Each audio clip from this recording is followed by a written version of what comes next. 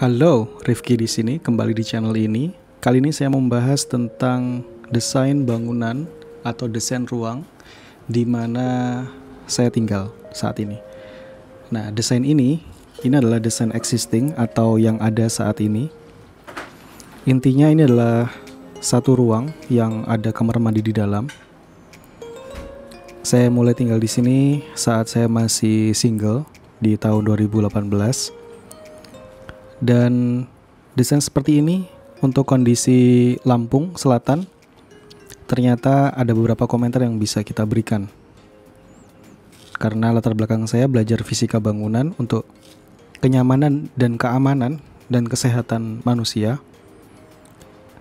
Jadi saya ingin kasih komentar gitu ya. Apakah desain ini sudah memadai atau belum untuk yang lebih baik gitu. Jadi bangunan ini seperti tampak di layar ini adalah menghadap ke utara di sisi sini, ke bawah itu menghadap utara. Berarti yang ke atas itulah menghadap ke selatan. Nah, sebetulnya ini sudah tidak menghadap matahari ya. Jadi matahari itu kan dari timur ke barat. Nah, cuma kita tahu matahari barat atau matahari timurnya Indonesia itu tidak murni timur. Ada satu waktu musim matahari kita akan sedikit condong ke arah utara, dan di musim yang lain matahari kita akan condong ke sisi selatan. Nah, saat condong-condong seperti itu, maka jika kita lihat di desain ini, di sini ada jendela yang sangat besar di pojok ruangan yang menghadap ke utara. Itu matahari dari barat bisa masuk. Contohnya saat bulan Agustus seperti ini. Matahari berada di lebih condong barat ke utara, maka matahari bisa penetrasi masuk ke ruangan ini. Matahari itu bukan hal yang buruk sebetulnya, terkena matahari. Tetapi saya mau kasih foto kalian seperti ini. Ini adalah bagian belakang dari bangunan Wisma Itera, yang di bangunan itu tidak memiliki tirisan atau pelindung yang bisa melindungi eksesif atau kelebihan cahaya matahari ketika dinding bagian utaranya terkena matahari ya. Nah, matahari itu bisa menjadi beban terhadap pendinginan. Kenapa disebut beban pendinginan? Karena manusia butuh temperatur yang sesuai dengan kenyamanannya, sehingga perlu mendinginkan. Untuk itu, di lantai 1, solusi untuk mendinginkan ruang adalah dengan memasang AC. Tetapi tidak mungkin dilakukan untuk di lantai 2 dan 3. Selain utamanya karena pasti konsumsi listriknya pasti akan luar biasa jika untuk tempat tinggal mengandalkan AC. Dan biaya sewanya pun nanti pasti akan membengkak ya, karena tidak jadi ramah untuk dosen junior yang single. Sehingga sebetulnya desain bangunan ini udah sangat punya modal yang bagus karena menghadap utara dan selatan. Tinggal ruangan-ruangan tinggal, kamar di dalamnya itu perlu memiliki beberapa ventilasi yang esensial. Nah, tampak di sini kaca yang bisa dibuka adalah pada sisi utara. Kemudian bukaan yang lain adalah di sisi selatan, yaitu berupa pintu. Dan jendela di atas adalah jendela mati, tidak memiliki area pertukaran. Kemudian di bagian kamar mandi, jadi yang kecil ini adalah kamar mandi. Di bagian kamar mandi atas itu ada jendela yang cukup kecil, tetapi sebetulnya dia punya sedikit ventilasi, sedikit saja. Cuma di Sweet Home 3D ini tidak ada custom jendela, sehingga saya tidak bisa menyediakan visualisasi yang lebih tepat. Nah, apabila kamar mandi ini dibuka, sebetulnya ada proses inlet dan outlet. Ada pertukaran udara yang masuk dan keluar. Tetapi perlu menjadi catatan, rasa nyaman yang dirasakan manusia itu bergantung pada 3 hal. Kenyamanan termal itu tergantung pada 3 hal. Yang pertama adalah temperatur udara, kemudian kelembaban relatif, dan yang terakhir adalah kecepatan udara. Nah, untuk temperatur sendiri, kita tahu temperatur Lampung itu rata-rata cukup tinggi. Temperaturnya cukup tinggi sehingga kita memiliki bangunan memiliki tugas untuk melindungi manusia, memberikan kenyamanan sehingga udara itu menjadi dingin. Nah, bangunan ini sebetulnya sudah mampu untuk menciptakan dingin itu. Dibuktikan dengan jika Anda berada di lorong bangunan ini, maka Anda akan merasakan sejuk. Tapi kan manusia tidak tinggal di lorong, tetapi manusia tinggalnya di dalam kamar-kamar masing-masing. Nah, kemudian aspek kedua adalah kelembaban udara relatif. Kelembaban itu kuncinya adalah pada berapa persen butir air atau berapa persen uap air yang tersimpan di udara dalam kilogram tertentu atau volume tertentu. Di sini kalian bisa lihat di dalam kamar ini yang dapat memberikan kesan basah atau uap air itu dari wastafel dan kamar mandi. Untuk itu saya menyarankan jika setiap selesai menggunakan kamar mandi itu wajib kamar mandinya ditutup.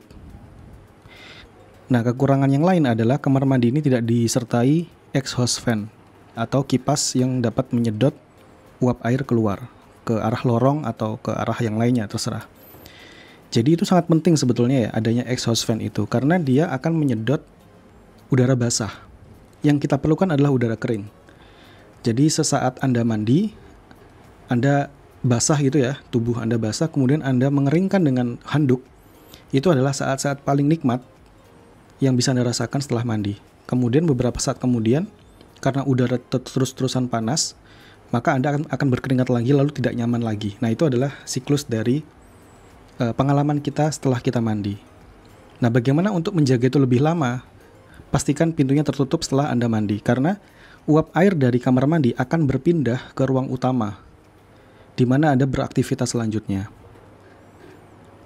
Ini solusi untuk kalau belum ada exhaust fan. Solusi yang paling enak ya pasang exhaust fan. Nah, kemudian di wastafel juga cukup basah, tetapi tidak sebasah jumlah yang ada di kamar mandi. Kemudian yang ketiga adalah aspek kecepatan udara.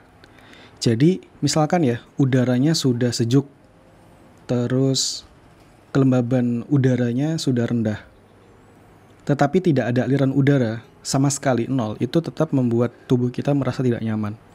Sehingga di sini kita bisa memperkenalkan ventilasi alami atau ventilasi mekanik. Nah, untuk ventilasi alami, syaratnya adalah Anda harus membuka pintu utama yang ada di sisi selatan yang menghadap ke lorong.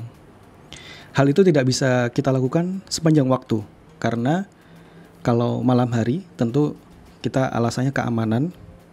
Ada hewan juga bisa masuk, ada kucing, ada tikus, mungkin ada kapan tuh ada kalajengking, ada kelabang, ya hewan-hewan aneh itu bisa masuk ke dalam kamar kita. Dan kalau secara Islam ya memang itu aturannya nggak gitu ya. Jadi sunnahnya adalah untuk menutup pintu-pintu dan jendela. Nah, sehingga itu tidak bisa kita buka terus untuk menyediakan ventilasi alami. Padahal itu penting untuk kita untuk merasakan adanya aliran udara di permukaan tubuh. Jadi harus dibuka jendela dan pintu. Jika dilihat, ini bentuknya sudah cross. Cross itu menyilang dari sisi pojok sana ke pojok yang lain. Itu sudah menyilang. Tetapi belum menyilang secara vertikal. Kalau Anda lihat di sini sebetulnya aktivitas manusia itu katakan di area tempat tidur, ketika saat tidur malam hari, kita tidur kurang lebih sekitar 8 jam atau 6 jam atau lebih kurang dari itu. Jadi kenyamanan Anda saat tidur itu sebetulnya dibutuhkan. Bayangkan jika pintu itu tertutup dan jendela itu tertutup, maka area cross tadi tidak akan mengenai sisi lain di kasur itu tadi. Bisa juga kasurnya ditaruh di tengah-tengah ruangan, tetapi apakah itu estetis? Kan tidak. Jadi tidak indah. Maka diperkenalkanlah ventilasi mekanik. Maka saya yakin rekan-rekan yang menghuni Wisma ini paling tidak punya kipas angin. Jadi kipas angin itu membantu menyediakan adanya aspek kenyamanan termal berupa aliran udara. Jadi biasanya gini, temperaturnya tidak mampu diturunkan, kelembaban udaranya tidak mampu diturunkan, tetapi paling tidak ada aliran udara. Nah, aliran udara ini yang bisa menjadi semacam solusi semu sebetulnya. Memaksa pokoknya kita bisa istirahat, bisa tidur, bisa beraktivitas dengan adanya kipas itu. Oke, jadi mungkin di video part berikutnya saya akan mengedit secara sesuka saya bagaimana agar ruangan ini bisa memenuhi standar fisika bangunan untuk menyediakan sebuah hunian kamar ala kos-kosan yang nyaman, yang aman dan sehat.